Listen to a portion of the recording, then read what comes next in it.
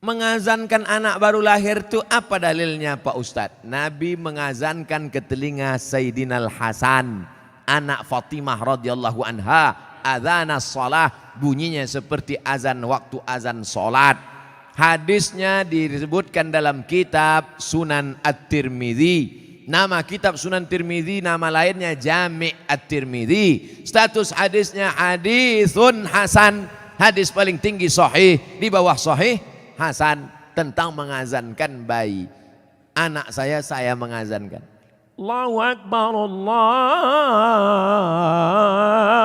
Akbar. Tapi tidak kuat macam itu. Terkejutlah dia. Nah, makanya bapak ibu yang hamil sekarang istrinya nanti bapak azankan. Tapi yang anak sudah lahir tak usah azankan lagi. Ini anak udah semester 2. Balik dari sini sebentar. Allahu Akbar. Apanya ayah ini gitu.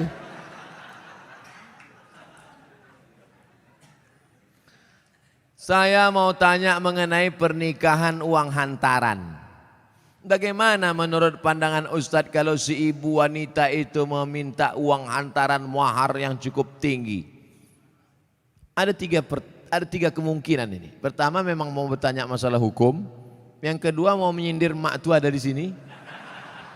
Yang ketiga mau menawar. Perempuan yang paling baik aqalluha mahran, yang maharnya paling murah. Wahai ibu-ibu, turunkan harga mahar.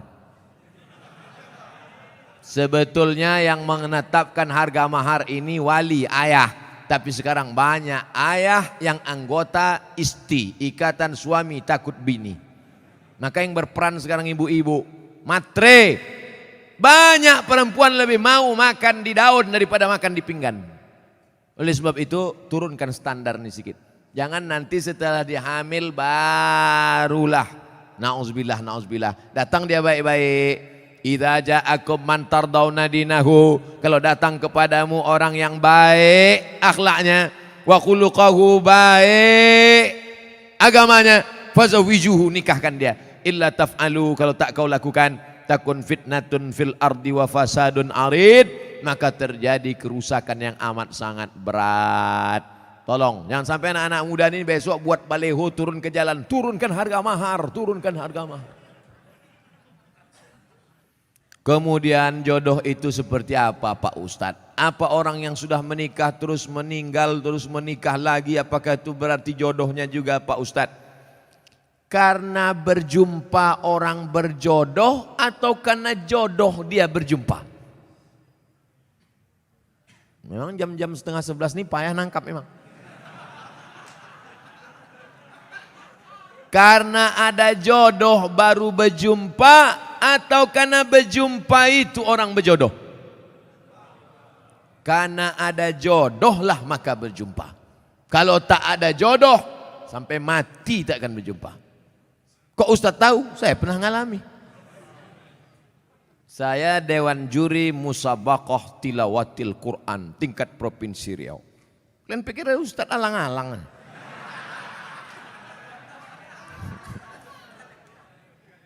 Waktu itu belum nikah. Kata kawan saya, Mat, ku carikan kau perempuan qori'ah hafizoh. Kami Dewan Juri waktu itu. Iyalah, kami pun seminggu kami cari, tak jumpa-jumpa. Setelah saya nikah, tahun berikutnya, pas kami sedang makan nasi goreng, berbisik kawan saya, Mat, yang kita cari tahun lalu, tuh di belakang. Tapi kita udah menikah. Maka kalau tak berjodoh, tak akan berjumpa. Karena ada jodoh, itulah maka berjumpa. Oleh sebab itu, jangan nanti yang laki-laki ini banyak salah jawab ini. Papa kok bisa nikah sama mama? Entah salah sambung. Jawabannya mesti kau katakan, aku tak pernah mencari makmu, makmu tak pernah mencari aku, Allah mempertemukan kan. Ibu itu pun dari dapur, so sweet kata dia. Karena jodoh lah kalian jumpa. Mengapa Tuan Syekh Abdurrahman digelar dengan Syekh Silau Laut? Syekh Abdurrahman lahir di Kampung Rau, sekarang masuk Kabupaten Batubara. Lalu kemudian dia merantaulah ke Kedah, karena orang Batubara dulu biasa naik perahu tongkang kapal laut ke Kedah, bolak-balik, karena orang itu dekat Kedah. Sampai di Kedah belajarlah dia 7 tahun dan ikut lomba silat, menang, bekerja di kerajaan Kedah. Setelah itu melanjutkan pendidikannya ke Tuan Syekh Wan Mustafa Al-Fatani. Fatani sekarang Thailand Selatan, Patani. 7 tahun di Patani, setelah itu dibawalah oleh Syekh Wan Mustafa Al-Fatani ke Makkah Al-Mukarramah. Belajarlah dia dengan ulama-ulama di Makkah, diantaranya Syekh Hasbullah. Belajar fikih kepada Syekh Ahmad Khatib Al-Minkabawi. Setelah khatam belajar fikih, belajar tafsir, belajar hadis, belajar tasawuf, baliklah dia ke Rau. Lalu kemudian datanglah kerabat Kesultanan Asahan namanya Tengku Adil. Tengku Adil pun mengasih tanah. Wahai Tuan Syekh Abdurrahman, ini ada tanah. Nama tanah itu Silau Laut. Maka orang menyebutnya tak lagi sebut namanya, tapi Tuan Syekh Silau Laut. Sama macam siapa tuh? Tuan Syekh Besilam. Padahal nama aslinya adalah Tuan Syekh Abdul Wahab. Kampungnya di Rokan Hulu, namanya Rantau Binuang Sakti, tempat lahir Syekh Abdul Wahab Rokan. Tapi yang dipakai adalah Syekh Abdul Wahab Rokan. Sekarang jadi Kabupaten Rokan Hulu. Biasa itu. Tuan Syekh mana? Tuan Syekh Fulan, nama kampungnya yang disebutkan. Tuan Syekh Purba Baru, padahal namanya Tuan Syekh Mustafa Husain. Nah, jadi nama kampung yang disebut. Itu maka disebut Tuan Syekh Silau Laut karena nama kampung itu. Apa karomahnya Pak Ustadz? Banyak karomahnya disebutkan dalam buku, ditulis oleh cucunya. Namanya Tuan Syekh Doktorandus Haji Mansur bin Haji Syekh Muhammad Ali bin Syekh Abdurrahman, cucunya, menulis buku. Ditulis pada masa Gubernur Raja Inal Siregar. Waktu haul dibagikan buku-buku itu. Banyak karomah disebut situ. Apa motivasi orang memasuki tarekat Sattariyah Pak Ustadz? Tarekat itu sampan. Ada sampannya namanya Sattariyah. Namanya nakhodanya Abdullah Sattari. Ada nama sampannya Saziliyah, nama nakodanya Abul Hasan As-Sazili. Ada nama sampannya Naqsabandiyah, nama nakodanya Bahauddin Naqsabandi. Ada nama sampannya Ahmadiyah, tapi bukan yang aliran Ahmadiyah yang sesat. Tarekat Ahmadiyah, nama nakodanya Sayyidi Ahmadil Badawi. Itu sampannya, tapi lautannya tetap la ilaha illallah Muhammadur Rasulullah. Jadi yang mau ikut tarekat sama aja macam naik sampan. Lautnya la ilaha illallah, sampannya macam-macam. Ada yang mau sampan naik speedboat, mau cepat. Ada satu yang naik kapal tongkang kayu. Dia mau slow. Kau tak ikut? Enggak, aku mau menikmati laut ini, mau slow aja. Nah, macam-macam. Begitu lebih kurang gambaran tentang tarekat. Tarekat artinya jalan. Jalan mendekatkan diri kepada Allah Subhanahu wa ta'ala. Apa doa anak terhadap orang tuanya itu sampai? Hadis Sahih Muslim. Idza matal insan, kalau orang mati inqata'a, putus amalnya illa min salasin, kecuali 3. Shadaqatin jariyah, amal sedekah, ilmin yuntafa'u bih, ilmu yang bermanfaat. Yang ketiga, waladin salihin yad'ulah, anak yang soleh. Makanya kita selalu minta doa Rabbi habli minas solihin. Saya ingin sekali mendoakan orang tua saya supaya terbuka pintu hidayahnya, karena kami sangat menyayanginya. Doakan orang tuamu di sujud terakhir saat sholat, sunat, tahajud, witir, duha.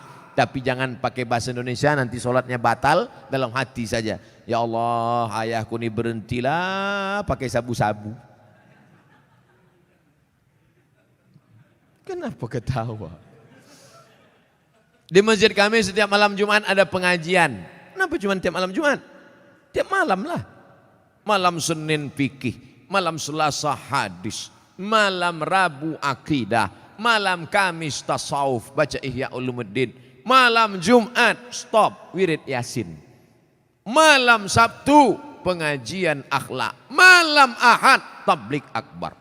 Masjid mesti penuh tiap malam, karena kalau tidak kosong masjid. Akan tetapi waktunya dimulai ketika azan solat isya hendak berkumandang, sehingga jamaah solat isya pergi ke masjid lain. Apakah sikap Ustadz itu benar membuka pengajian ketika azan isya berkumandang? Habis solat isya dulu, habis solat isya baru buka pengajian. Kenapa mesti pas azan isya itu? Solat isya dulu, habis solat isya baru buka pengajian. Saya selalu membuka pengajian maghrib. Kalau pengajian di Pekanbaru maghrib. Supaya apa? Supaya orang sholatnya dua. Maghrib berjamaah, isya berjamaah. Karena kalau dibuat isya, banyak jamaah datang lambat. Bahkan diumumkan, jamaah Ustadz udah terduduk setengah jam. Buat pengajian maghrib. Maghrib ke isya. Di Malaysia kami gitu. Maghrib, isya, pengajian. Habis isya, tanya jawab. Efektif. Doa berhajat, dia berhajat naik haji dengan menjual tanah. Namun anak-anaknya melarang, malah minta bagian tanah. Dibagi sebagai warisan jika orang tua meninggal. Sehingga orang tua tak jadi mendaftar haji. Bagaimana sikap orang tua dan sikap anak-anaknya ini? Desa kami banyak tanah ladang lebar-lebar Pak Ustadz. Oh, kalau dapat anak tak bertuah, ini udah jadi. Datanglah emak-emak umur 70 tahun menggigil saya habis pengajian subuh. Ustadz, anak saya melarang saya karena saya mau pergi umroh. Dilarangnya karena dia katanya dapat warisan. Saya bilang, mestinya dia yang menggendong engkau sampai ke Makkah, balik lagi. Kau gendong emakmu ini ke Makkah, jalan kaki tawaf sa'i umroh, balik lagi ke Medan, belum tentu dapat. Kau tebus sekali dia menjerit waktu mengeluarkan engkau dari perutnya. Ini tanah-tanah dia. Dia belum mati lagi. Udah kau atur pula harta warisannya. La ilaha illallah. Tak mencium bau surga orang durhaka. La yadkhulul jannah. Tak masuk surga. Siapa itu? Uququl walidain. Durhaka pada orang tua. Dia mau pergi haji, biar pergi haji. Mak, aku tak bisa membahagiakan kau, mak. Mestinya aku membayarkan ONH nih. Mestinya aku membawa engkau ke Makkah. Aku tak bisa. Ini tanah-tanah dia. Mau berangkat dia. Berangkat di tanah suci. Ini harta dia pula ditahan. Disuruh pula bagi dia sebelum mati. La ilaha illallah Muhammad Rasulullah. Naik darah tinggi saya.